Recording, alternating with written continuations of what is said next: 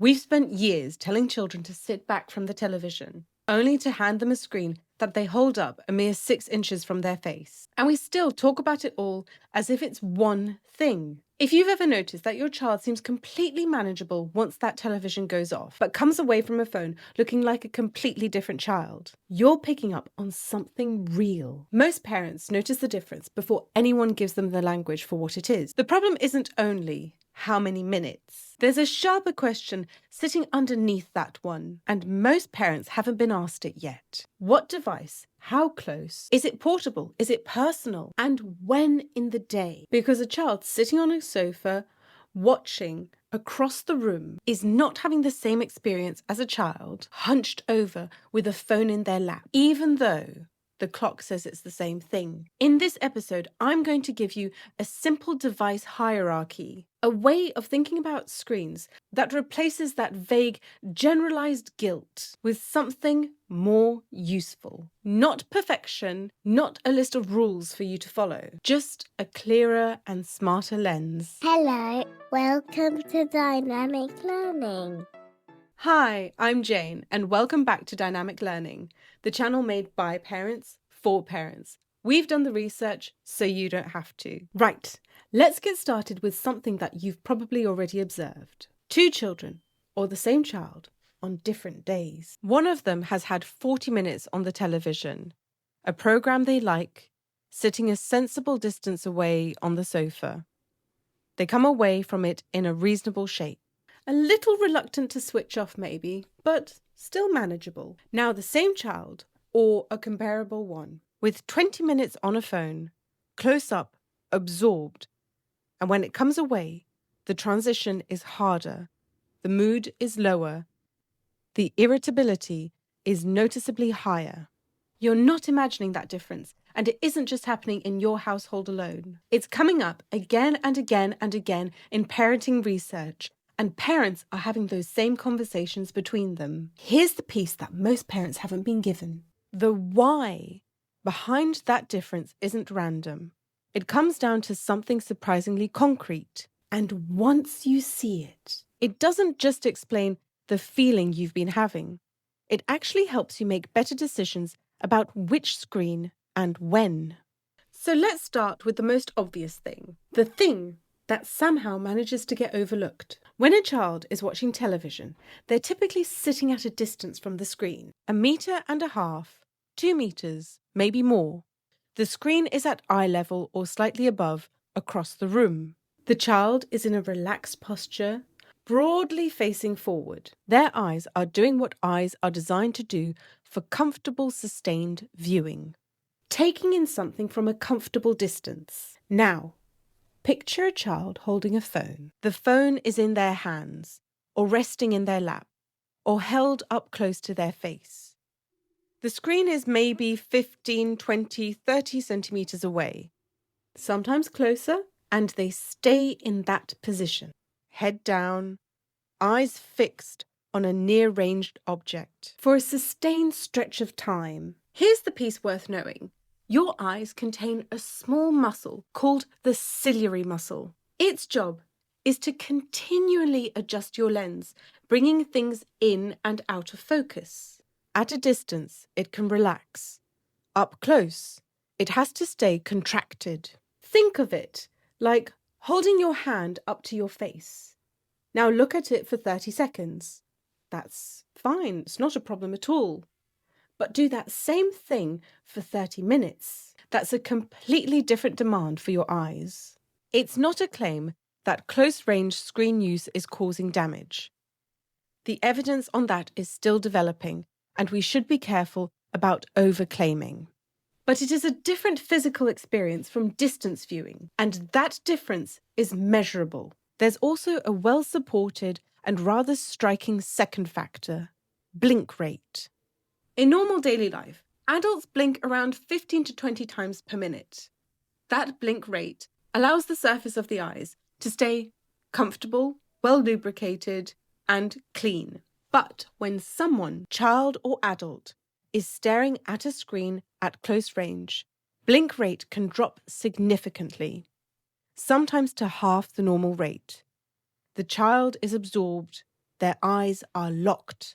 And that sustained lock-in range is simply not the same biological experience as sitting back and watching something from across the room. Again, not making a dramatic claim, just naming something real with observational difference. And that difference is even more significant when that device is portable, which brings us on to the second layer. This is the part of the screen time conversation that almost never gets discussed, and it may be one of the most practically useful parts of this episode. Televisions, as a rule, stay in rooms. They're fixed, mounted on a wall, or sitting in a unit. They're in the living room or perhaps a family room. They don't follow you. You go to them, you watch, and when you leave the room, you leave the screen behind. Phones and tablets don't work that way. They travel. They go into kitchens, into cars, into waiting rooms, into bedrooms, into the 10 minutes before bed when a child is already tired and their body has already started moving towards sleep.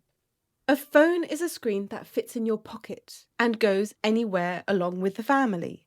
That portability fundamentally changes the risk profile of the device. Not because the device is inherently harmful in some abstract way, but because it changes the when and the where that children have access to these devices in a way that they simply don't with a TV. Picture this. It's the end of a long day. You're in the waiting room at a GP surgery with your 4-year-old. The waiting is taking time. You hand over your phone because it's the easiest thing at hand.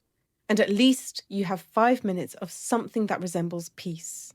That's a completely understandable parental decision. It's the kind of decision that comes up in almost every family. Not because parents are being careless, but because the phone is always there, always available, and always at hand. The television, by contrast, requires the child to be in a specific room, at a specific distance, and in a specific posture. That physical structure, before we talk about content, creates a built-in constraint that phones simply don't have. And here is where it starts to connect with something that we've already covered in episode 2. Because when screens are portable and personal, they become much easier to use at the wrong time. Specifically in that final hour before bed, when the body is already starting to prepare for sleep. A television in a living room can be switched off and left behind. A phone can come into your bedroom. And that stacking, the wrong device plus the wrong time, is where the concern becomes more elevated. There's a third difference between devices that parents haven't been told to look out for. It's not just distance or portability, it's the engagement of each device and how it tends to be used. Television viewing in most family households is a shared or semi-shared experience. A child watches something on the TV, and often a parent is nearby, if not watching along. At least present in the room, aware of what's on, with some natural oversight as to the content. The programme runs for a defined length of time, it comes to its end, and there's a natural transition point.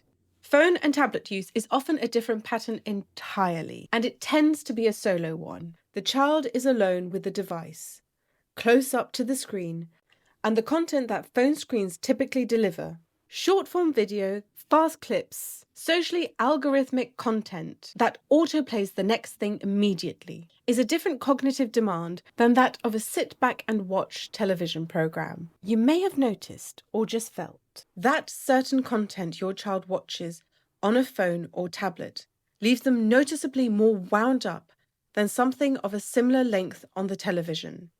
That isn't always about a specific programme. It can be about the format, faster cuts, novelty per minute, content that's been designed to hold attention through stimulation rather than storytelling. Public guidance in this area has started to reflect thinking. There's now specific caution around fast-paced social media-style video for young children. Not because phone screens are generically bad, but because the format and pace of content delivered on a personal device tends to be different from the content a child watches on a family television. This looks like a good point in the video to pause and ask you something. Have you noticed a difference in your child's mood, their behaviour, or how easy they are to redirect after time spent on a television compared to that of a phone or tablet? Tell me in the comments. Even rough impressions are interesting, because the pattern that parents observe tends to align very closely with what the research says. I read every comment, and it shapes what we cover next. Right, we've established that distance matters, portability matters, content delivery pattern matters. Now, the question is, how do we turn this into something that a parent can use and apply in real life? This is the device hierarchy. It's not a rigid set of rules. Think of it as a practical ladder, a way of reading your screen decisions with a better lens. Shared television viewing at a normal sitting distance and at a reasonable hour.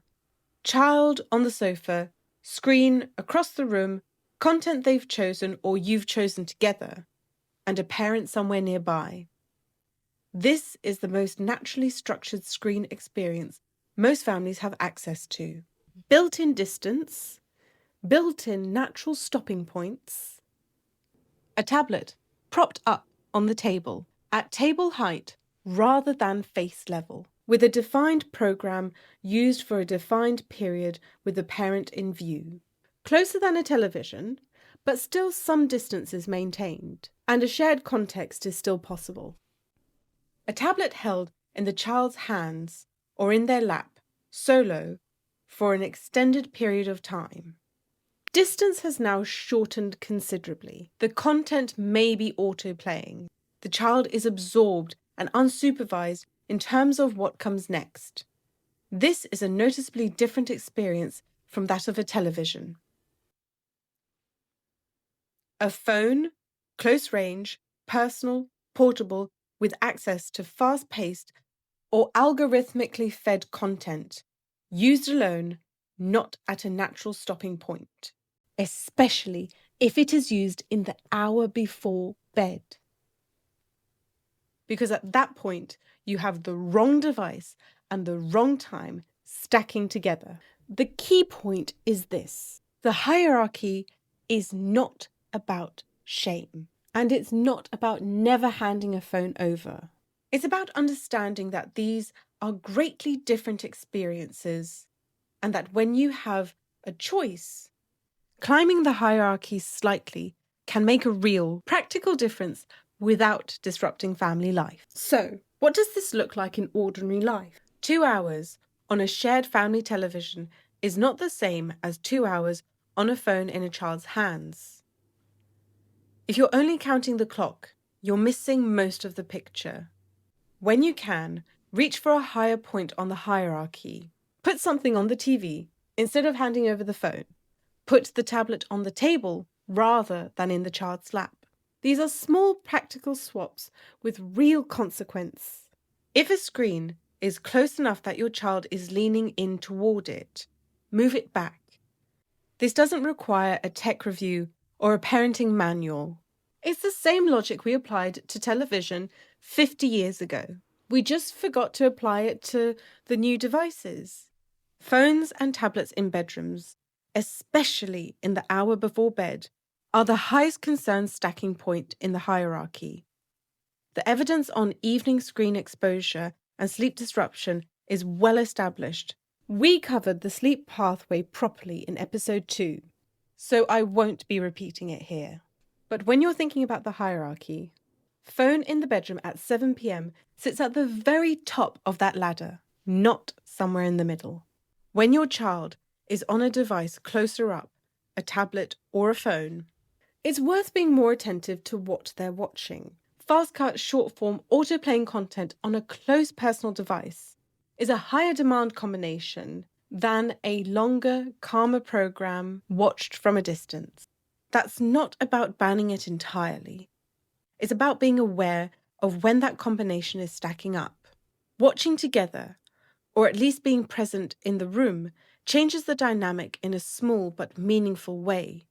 It creates natural transition points. It keeps you aware of the content, and it means your child isn't fully absorbed alone, which tends to make the device harder to take away from them when the time comes. A quick note on screen technology, because this question does come up a lot. Some parents worry about specific screen types: OLED, LCD, QLED, screens with higher refresh rates or lower flicker, and whether one is better or worse for children.